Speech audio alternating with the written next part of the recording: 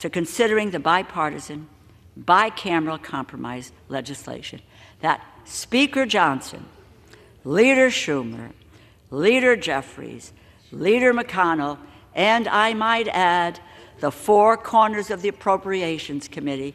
That means the chair of the House Appropriations Committee, myself as ranking member in the Senate, the chair of the Senate Appropriations Committee, Senator Murray, and the chair of the ranking member on the Senate side of Appropriations, Senator Susan Collins.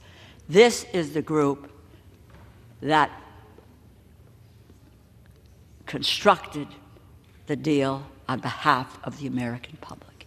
And those services are now being shortchanged. We must unequivocally reject the illegitimate oligarchy that seeks to usurp the authority of the United States Congress and of the American people. I reserve the balance of my time. Gentlewoman reserves. Gentleman from Oklahoma. Thank you very much, Mr. Speaker. Mr. Speaker, I yield 2 minutes to my very good friend, distinguished gentleman from Pennsylvania, Mr. Muser. Gentleman from Pennsylvania is recognized for 2 minutes.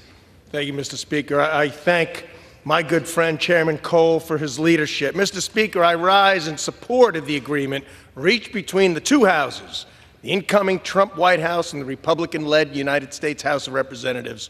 Mr. Speaker, CRs are not ideal. They are not preferred. But come the new year, we will begin a new era of regular order. As well, I expect we will be working in a concerted manner for the next 4 years, to borrow a phrase, make America great again. As we are all aware, the vacuum of leadership from the current White House has been filled already by the incoming White House. The Trump Doge team also proved to be consequential, Mr. Speaker, rooting out unnecessary provisions throughout this government funding process, streamlining bloated legislation and exposing it to the American people, which resulted in a better, leaner deal and a reduction of pages in the bill from 1,547 to 118. A huge reduction, all done in Trump time. This legislation delivers responsible disaster relief, targeted spending reductions, an agreement to address the debt ceiling, and avoids a government shutdown. Our work will reflect the will of the people to carry out the America First agenda. We must deliver results to show the American people that we are serious about correcting the course of our nation, and this bill is the first step in that direction. Thank you, Mr. Speaker. I yield back. Gentleman yields. Gentleman reserves. Gentlewoman's recognized. Gentleman from Connecticut. Mr. Speaker, I yield 3 minutes to the gentleman from New Jersey, the distinguished ranking member of the Energy and Commerce Committee, Mr. Pallone. Gentleman from New Jersey is recognized for 3 minutes. Thank you, Mr. Speaker. I heard my colleague on the Republican side talk about the reduction in the number of pages in the bill. But what I want to point out is by reducing the number of pages, that's not the issue. They've reduced the help for the American people that's in this bill. That's what the Republicans have done. The beginning of the week, we had a bipartisan bill that provided critical relief for the American people. And from my perspective on the Energy and Commerce Committee, what we had done over the last year was hear from our constituents, had hearings, to hear about what was necessary to lower costs, to provide relief for people that, as you know, feel very strongly that prices are too high, that there's all kinds of problems with corporate interests and websites that are not protecting their interests, not protecting their privacy, soliciting all kinds of things with misinformation, because we're the committee that deals primarily with health care, with consumer protection, with environmental concerns. And so what we did is we worked on a bipartisan basis to put together in this legislation proposals that would really make a difference from what we heard from our constituents around the country. Now, that's what's been taken out of this bill. And it's been taken out because one man, a billionaire, decided to tell my Republican colleagues that he did not want this bill. I'm not going to figure out why he doesn't want it, but obviously, you know, the types of things that I'm talking about are not the things that he would want in the bill. So what are we talking about here? What was taken out of this bill? Well, first, my colleague, the ranking member Appropriations, mentioned pediatric cancer and rare disease therapies, research for cancer, for kids that are facing cancer problems, community health centers, teaching health centers to provide more primary care doctors. Those were extended for 2 years and then for 5 years with more funding for that purpose. Prescription drug reforms. One of the biggest problems that we face right now is so-called PBMs, pharmaceutical benefit manufacturers. What they do, managers, what they do is, theoretically, they're supposed to work between, like, the insurer or the individual and the drug companies to reduce prices. But what they do instead is, because there's no transparency, what they actually do is pocket the money that they've negotiated, the savings that they've negotiated for themselves, rather than give it back to the consumer. And so what we did on the Energy and Commerce Committee, we said, no, we want reform of PBMs that basically is sort of a way of saying that they cannot, if they negotiate savings, that has to go back to the consumer to lower costs for prescription drugs, which is one of the biggest things that people are concerned now. Their health care, one of the biggest costs that they have in health care. So these are the types of things that have been taken out of this bill. Ben, the gentleman's time has expired. I would be happy to give the gentleman another 30 seconds, another minute if he needs it. Okay. These are the types of things that have been taken out of this bill. Health care protections, consumer protections, environmental protections, safety protections. These are the types of things that have been taken out of this bill because some billionaire, richest man on earth, decided that he didn't want those things.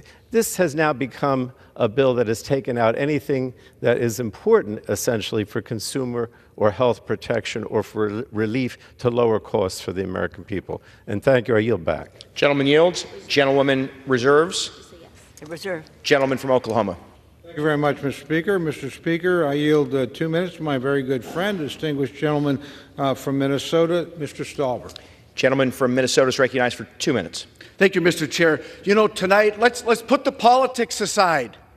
We're here right now discussing a bill that has very good things in it. As my good friend Mr. Cole says, let's not fight about what's not in it at this moment. We know that Democrats had priorities in it earlier and Republicans had priorities in this bill earlier. But we are going to break the fever here in Washington and stop putting the Christmas tree gifts in at the last minute that costs American taxpayers millions and millions of dollars. Let's talk about what's in it. For the small family farmer, for that dairy farmer from Minnesota that was in my office 48 hours ago, begging us for assistance. This bill will help you and many other farmers across this great country. For the victims of the hurricanes, Helene and Milton, who are the victims tonight who are sleeping in tents, Mr. Chair, because they don't have a house. There is American Rescue. Taxpayers are going to come and help you tonight. Through no fault of your own, you suffered through a hurricane.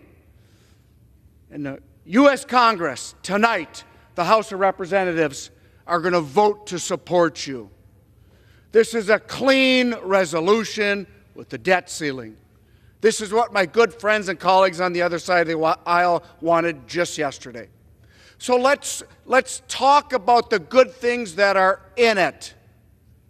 To our farmers, we will support you, both Republicans and Democrats. To our victims of natural disasters, we will support you tonight. A clean CR. I support this resolution, and I yield back. Gentleman yields.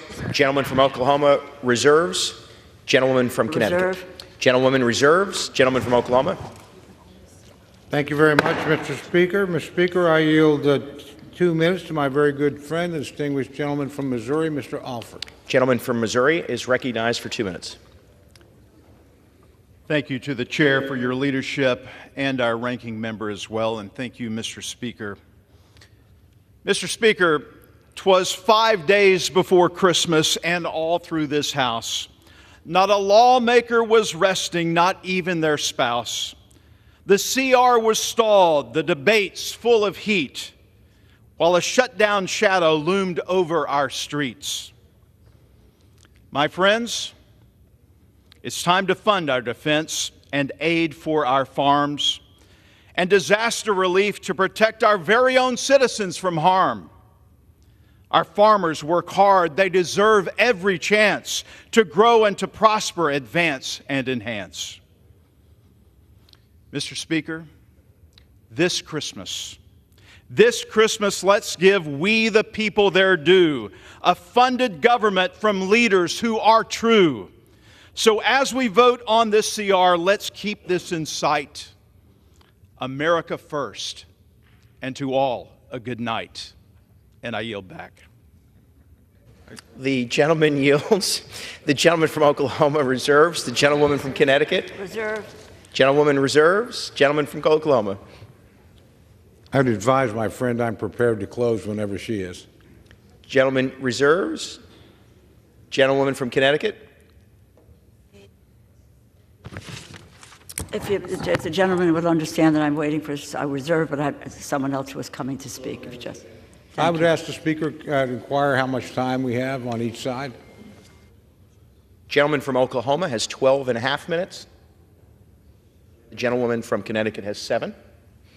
Thank you very much, Mr. Speaker. I just want to take a moment to address something my very good friend from New Jersey had to say about what's not in the bill. And again, as another speaker referenced, I always believe you look at legislation according to what's in the bill and don't worry about what's not in it. Make the judgment on what's there. And the reality is, in this bill, we keep the government open. My friends favor that. I hope they vote that way tonight. In this bill, we provide badly needed aid to Americans that are suffering in a disaster. I know my friends favor doing that. I hope they vote accordingly tonight. And as several of the speakers have mentioned, we provide much needed assistance to America's rural economy. So I hope my friends actually support that as well with the positive vote tonight. I also want to point out, and I speak now not as a Republican or a Democrat, but as an appropriator. I, for one, think these very good ideas some people have ought to generally move to the floor as separate bills. One of the reasons people distrust this institution is because we quite often pile things on bills that are totally unrelated. Everything that my friends on the other side and I negotiated in the appropriations area is actually in this bill and actually as negotiated. And I think it's unfortunate. And we do this on both sides, so I'm not trying to score political points here. As I said, I'm speaking as an appropriator. I hope we get back to doing what we should do, and that is move legislation through this body appropriately, as narrowly focused as possible. And these end of the year or end of the session or just before breaks, massive bills, I don't think serve the American people well. I don't think they serve this institution well. And I know many of my friends on the other side actually agree with that. So let's look at this as an opportunity to step back and actually focus on what our job here is. And we have no more important job than funding the government, helping Americans in disaster, assisting folks over a long-term crisis in rural America, and then closing down our business and going home. These other matters should be dealt with next year. And as has been indicated, they're generally bipartisan nature. They ought to move through on their own. And that's just my thought, my reflection. With that, Mr. Speaker, I reserve the balance of my time. Gentleman reserves. Gentlewoman from Connecticut. Prepared to close. Okay. Gentlewoman is prepared to close. Let me just be done with this stuff here. I'd like to take a moment, with the time that I have, to highlight that we did come to an agreement and acknowledge there are things in this bill that reflect the bipartisan and bicameral agreement on disaster relief. And I also might add, as the ranking member on appropriations, we came to agreement on moving forward on appropriations bills. And the supplemental, by the way, includes substantial Democratic wins. And since the summer of 2023, we have been pushing Republicans for a comprehensive disaster supplemental. I am pleased that we have an agreement on $100 billion in disaster aid. And that includes $8 billion for emergency highway funds, including paying the full 100% cost to replace the Key Bridge in Maryland. $2.3 billion for disaster loans for small businesses.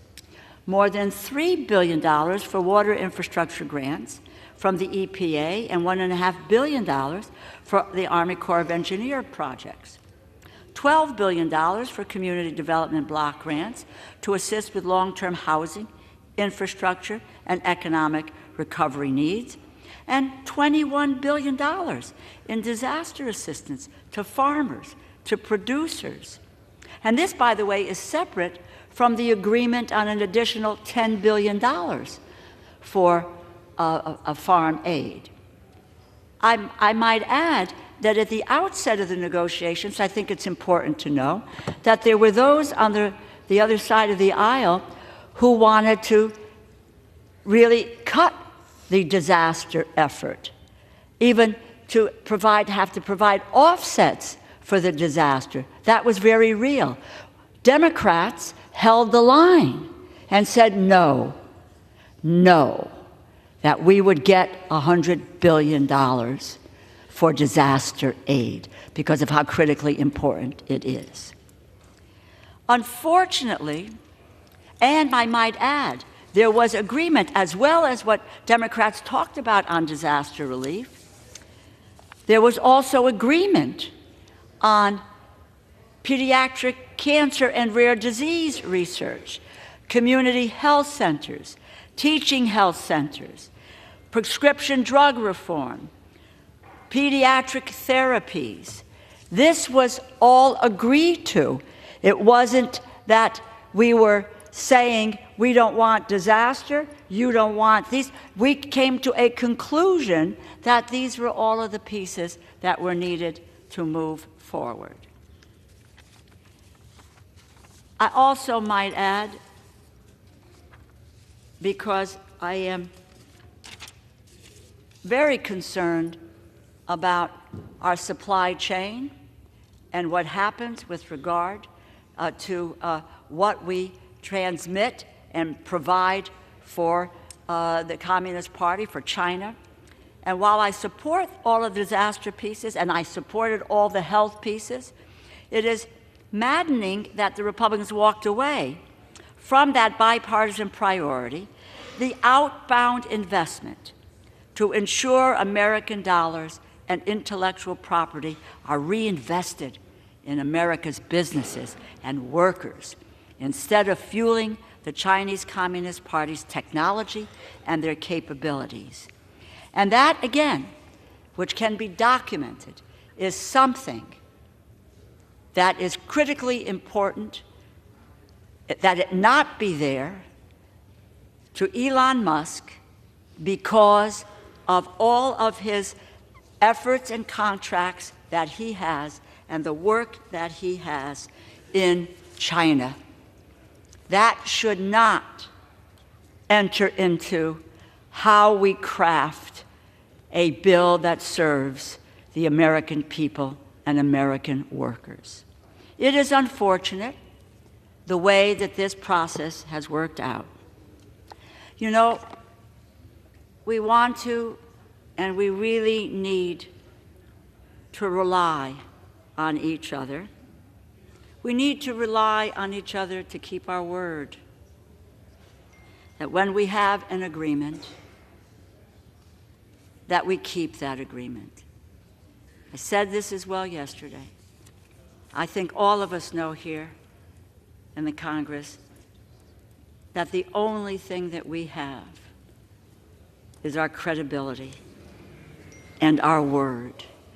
That is what allows us to move forward, to trust one another, to move forward on legislation that helps and serves the American people. I yield back. Gentlewoman yields. Gentleman from Oklahoma is recognized. Thank you very much, Mr. Speaker. I yield myself the balance of my time. Gentleman's recognized. Thank you, Mr. Speaker. I want to begin and reiterate a point that I made earlier, and I know my good friend from Connecticut and I may disagree tonight on this particular incident, but I think as a broad principle, we probably do agree that it's much better, honestly, as an appropriator, when we are not carrying everybody else's weight. You know, sometimes the mule finally breaks down. And I would just tell my friends, working in good faith, and particularly in bipartisan bills like we had in WIOA reauthorization and some of the health issues that were mentioned earlier, please bring your bills to the floor under your own time. Don't try to catch a ride with us right at the end. People hate that. Our own members don't get a chance to read the bills in some cases. The public doesn't get a chance to have a full debate on the issue. It's simply not good governance. And I would actually argue that this legislation is focused and easy to understand and easy to read. The parts that are important to it are really only about 130 pages. Those are the things that the Appropriations Committee did, and we did it in a bipartisan fashion and a good faith debate, and all of those things are in this bill. I tell my friends on both sides of the aisle, so I say this again, not in a partisan sense at all, but remember, if you vote no on this bill, you are effectively voting to shut down the government. If you vote no on this bill, you're effectively voting to deny assistance to Americans who suffered enormously from natural disasters.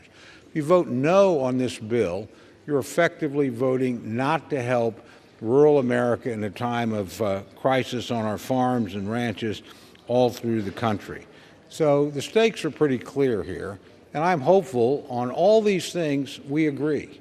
We don't have any partisan disagreement. These are things that we agree on, and there's nothing in this bill, certainly that my friends on the other side disagree with. There may certainly well be some other disagreements here or there, but broadly speaking, this is something we should do.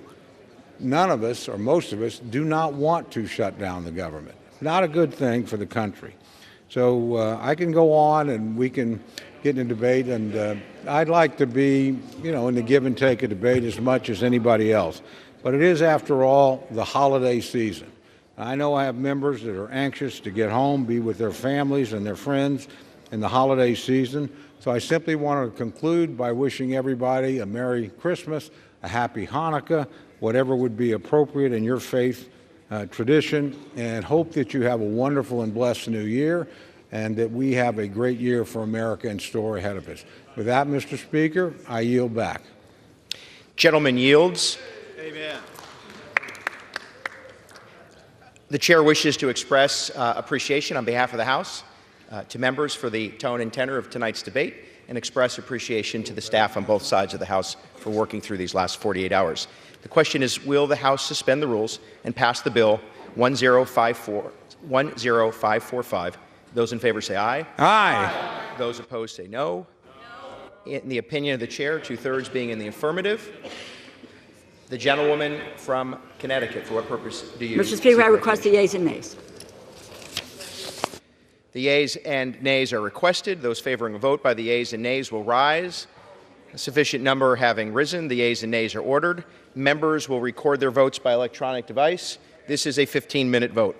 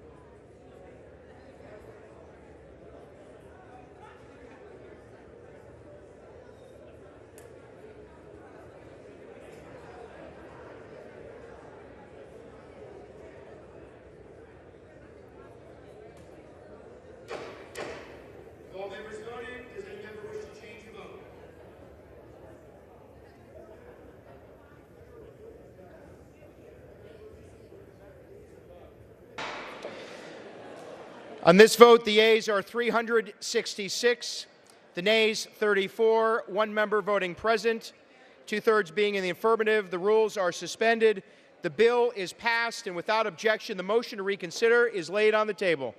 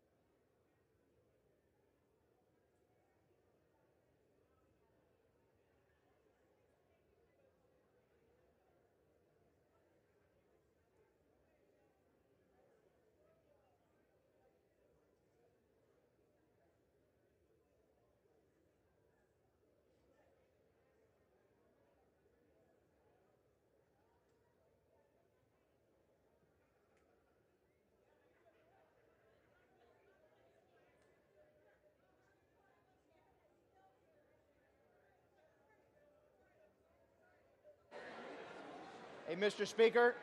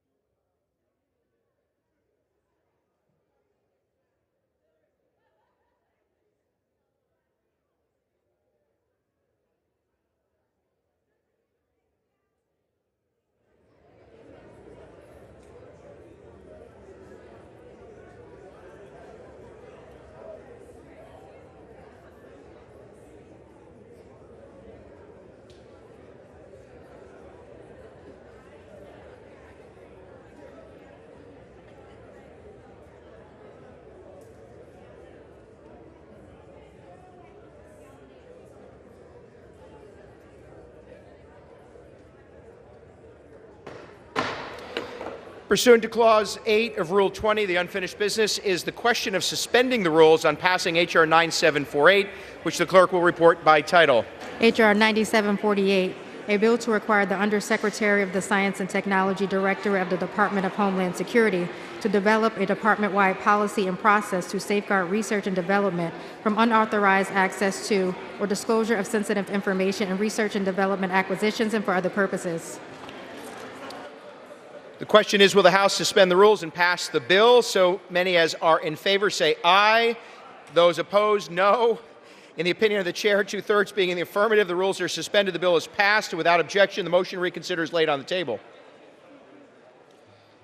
Pursuant to Clause 8 of Rule 20, the unfinished business is the question on suspending the rules and passing H.R. 8662, which the clerk will report by title. Union Calendar Number 533, H.R. 8662. A bill to reduce commuting burdens on Transportation Security Administration employees and for other purposes. Question is, will the House suspend the rules and pass the bill? Those in favor say aye. Those opposed, no. In the opinion of the chair, two-thirds being in the affirmative, the rules are suspended. The bill is passed, and without objection, the motion to reconsider is laid on the table. The chair lays before the House a communication. The Speaker's Rooms, Washington, D.C., December 20th, 2024. I hereby designate the period from Friday, December 20th, 2024, through the remainder of the 118th Congress as a district work period under Section 3Z of House Resolution 5. Signed sincerely, Mike Johnson, Speaker of the House of Representatives.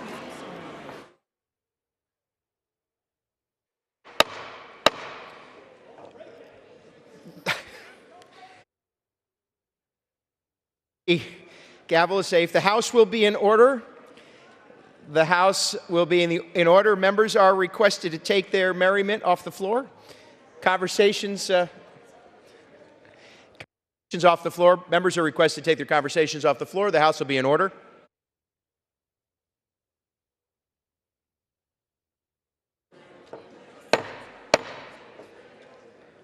The House will be in order.